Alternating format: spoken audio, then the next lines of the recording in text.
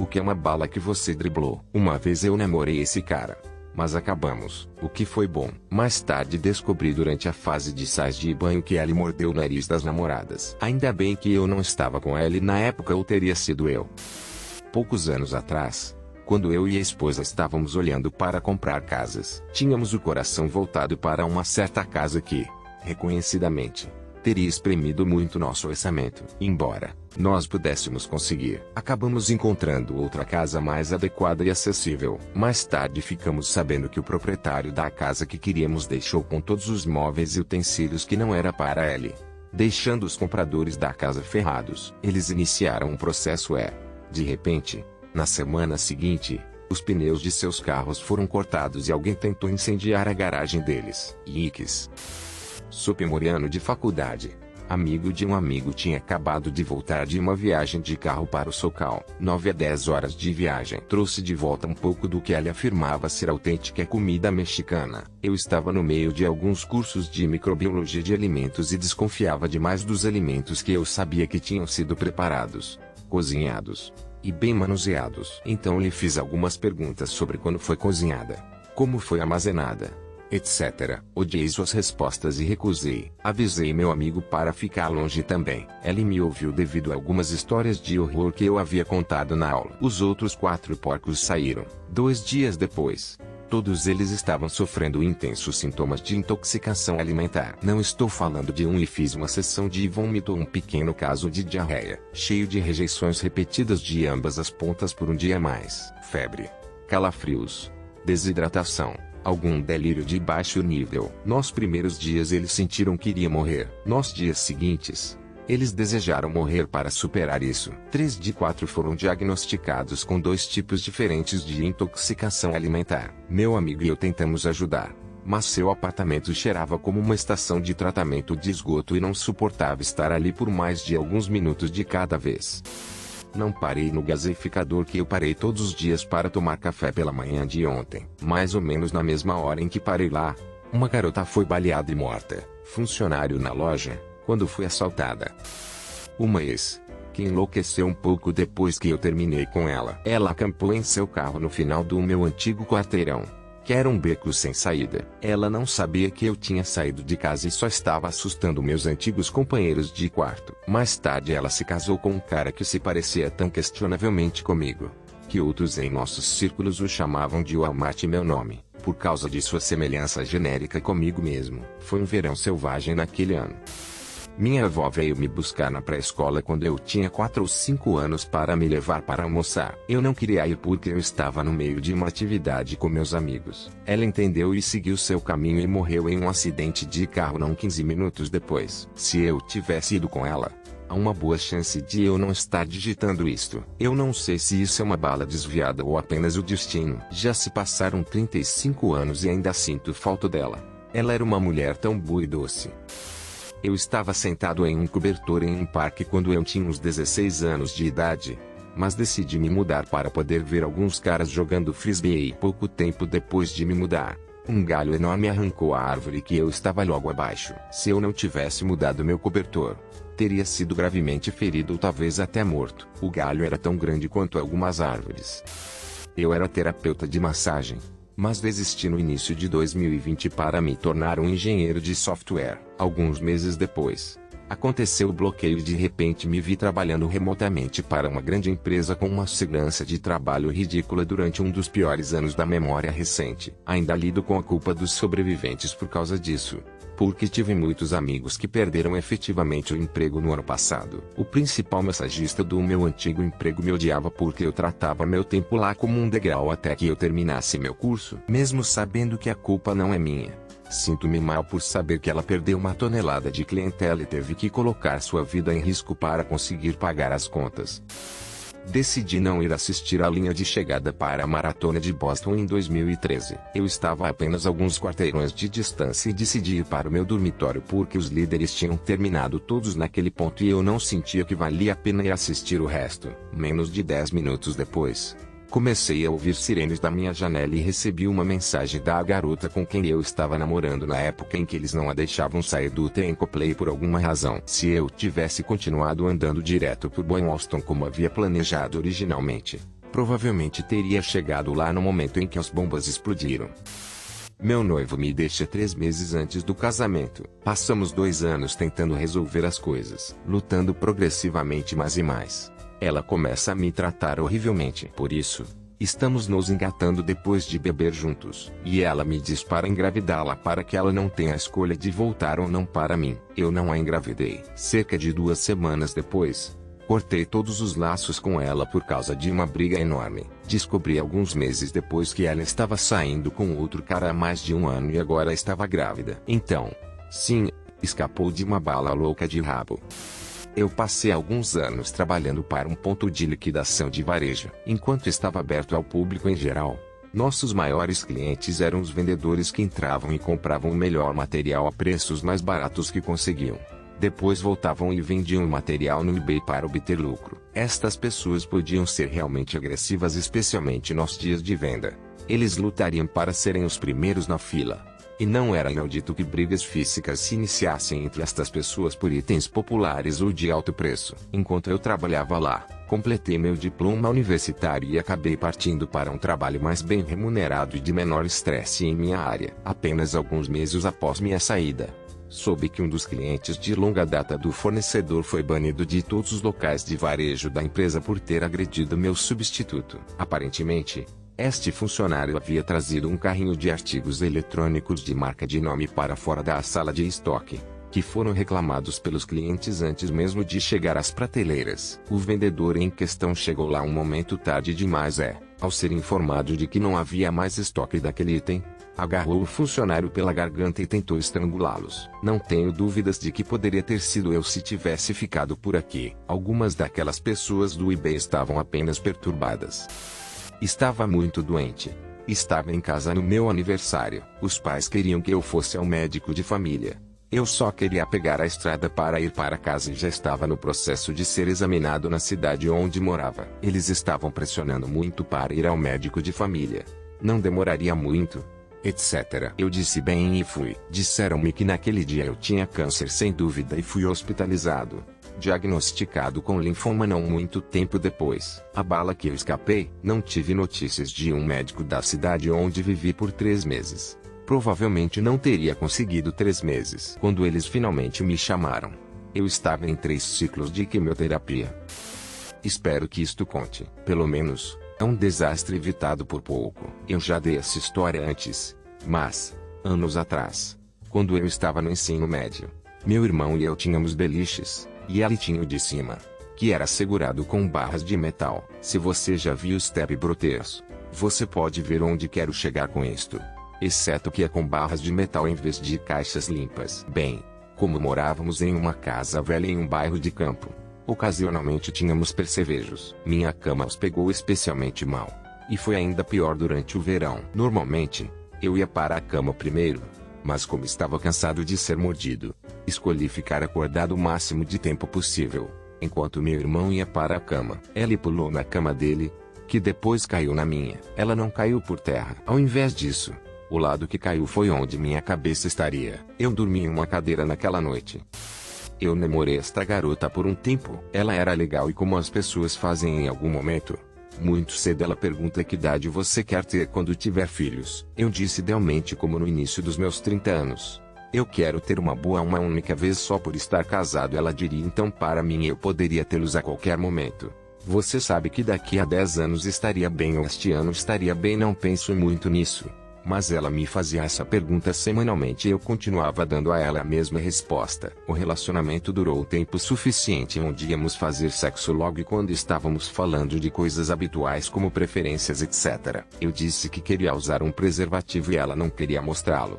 Mas eu podia dizer que isso a incomodava muito. Ela continuava dizendo coisas como se não fosse tão bom e você não confia em mim e coisas assim. Eu não confiava nela com todos os seus comentários sobre ter filhos. Eu não ia fazê-lo sem um preservativo. Ela terminou comigo. Ela disse que foi por ter conhecido alguém novo. Mas tenho quase certeza de que não me preocupar em ter filhos aos 22 anos foi um fator. A última vez que soube deste novo cara engravidou aí seu novo namorado e ela abandonaram a faculdade. Espero que o melhor para eles. Mas tenho certeza que estou feliz por não ter sido eu. Trabalho em uma cozinha de brunch e temos uma chaleira a vapor. que é basicamente uma tigela de metal muito alta e grossa com um elemento de aquecimento debaixo dela para que possamos enchê-la com água e escalfar ovos nela. Cozinhar nosso holandês e tal. Na semana passada, na quarta-feira eu estava arrumando as coisas pela manhã antes de abrir. De repente, o bico na parte de trás da chaleira de vapor explode e há vapor enchendo toda a parte de trás da cozinha e água por todo o chão. Por sorte eu estava a uns 20 pés de distância, mas se eu estivesse em cima da chaleira de vapor, provavelmente estaria no hospital com queimaduras de 3º grau no rosto. Havia um bloco de terra na periferia da cidade no qual estávamos muito interessados, grande, em uma área histórica. Tem um riacho correndo através dele, já aprovado para uma nova casa. Fizemos ofertas, mas continuamos sendo derrubados. O lugar estava no mercado há quase 3 anos, mas ele estava esperando pelo número mágico que tinha em sua cabeça. No final, desistimos e compramos em outro lugar. O imóvel foi vendido por menos do que o número mágico. 6 meses depois, fomos atingidos por enormes enchentes. A maior parte da propriedade desapareceu no riacho. Tão felizes que nos esquivamos dessa. Uma noite eu estava voltando do trabalho até tarde. Notei que um encontro de carro próximo estava terminando e alguns dos caras estavam indo na minha direção, a meio caminho de casa em um trecho reto da estrada.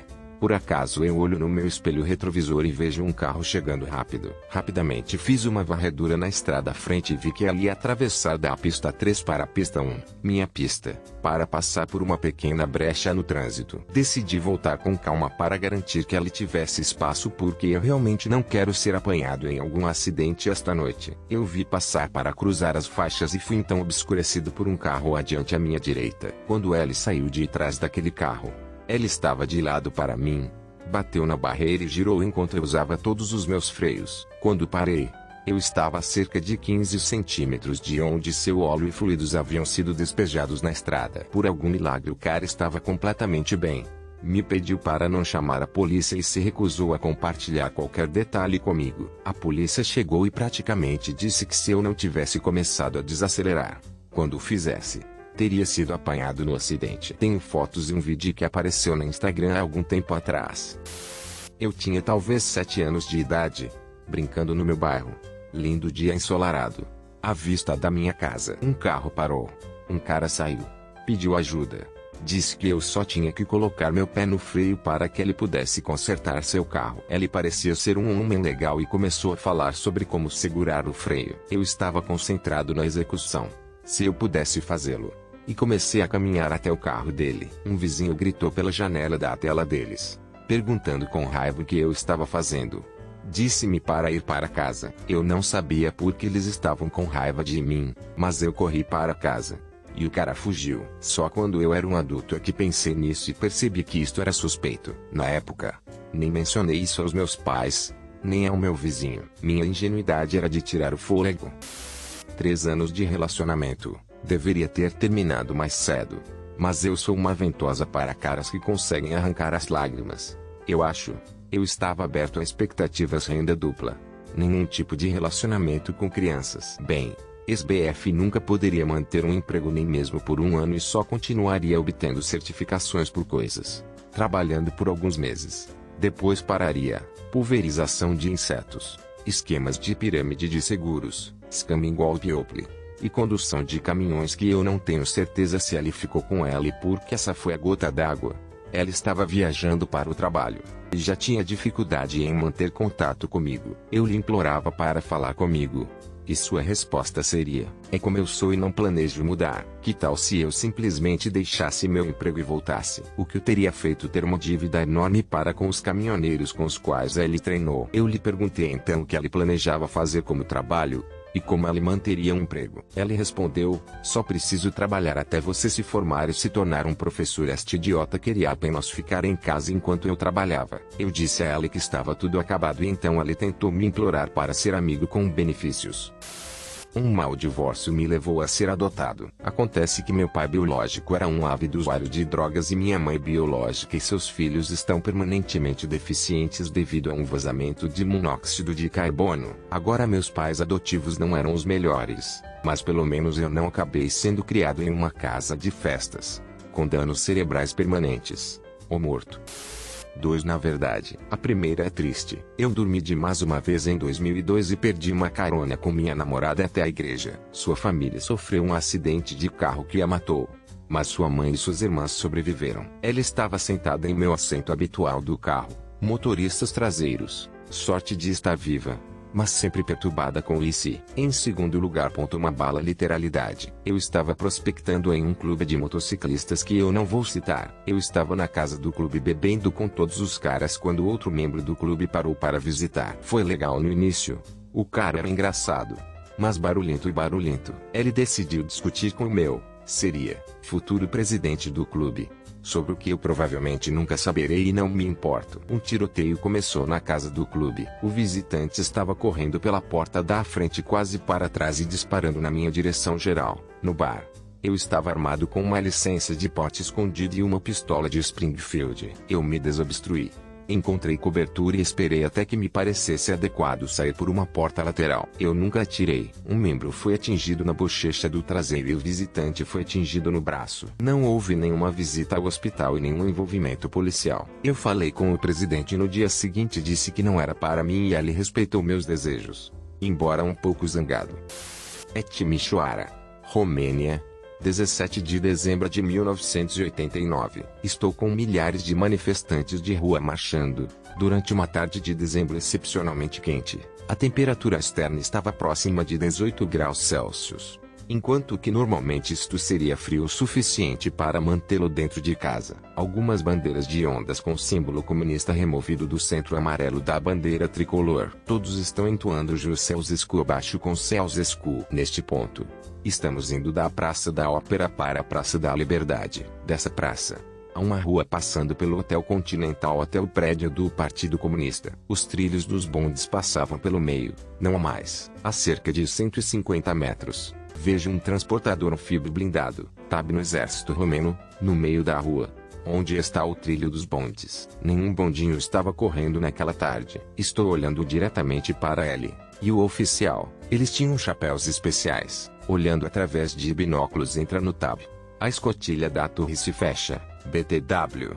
Estes detalhes, como qualquer outro pincel com a morte, estão gravados no meu cérebro. Naquela época, os TABs eram equipados com pistolas de 14,5 municípios. Eu estava familiarizado com os TABs, tendo estado dentro de vários enquanto servia no 90º Regimento de Infantaria, na vizinha Lugoje, apenas 5 anos antes. De qualquer forma, a pistola de 14,5 mm abaixa, logo após o fechamento da escotilha da torre. Nesse momento, vejo um pequeno raio de luz na frente da pistola TAB. Eu me viro para minha esposa, enquanto agarro sua mão direita. Estamos correndo em zigue-zague. Não pare até eu mandar. E eu não parei de correr, indo pelas ruas laterais, longe do Hotel Continental, até não ouvir mais tiros. Timișoara está dividido pelo rio Bega. Quando estávamos indo para casa, e estava ficando escuro, tivemos que atravessar para o outro lado. A ponte Michelangelo estava bloqueada pelos militares. Então continuamos subindo o rio. A próxima ponte, bloqueada, todas elas estavam. Nós simplesmente não pensávamos sobre isso. Na ponte seguinte, começamos a perceber que estamos tramados, provavelmente prestes a sermos presos. De repente faço contato visual com meu ex-comandante de pelotão, sem insígnias, apenas com o traje de soldado. Ele me reconhece. Deixe-os passar, diz ele. Chegamos em casa. Sãos de salvos. Se alguém lendo isto conhece o Tenente Duda, minha gratidão. Naquele dia, Timișoara perdeu 70 de seus cidadãos por tiros. Centenas foram presos na Praça Liberty e na Praça da Ópera, incluindo alguns de meus amigos. Decidi deixar definitivamente a Romênia em 8 de janeiro de 1990. Ceausescu e sua esposa foram executados no dia de Natal de 1989 pelo exército romeno.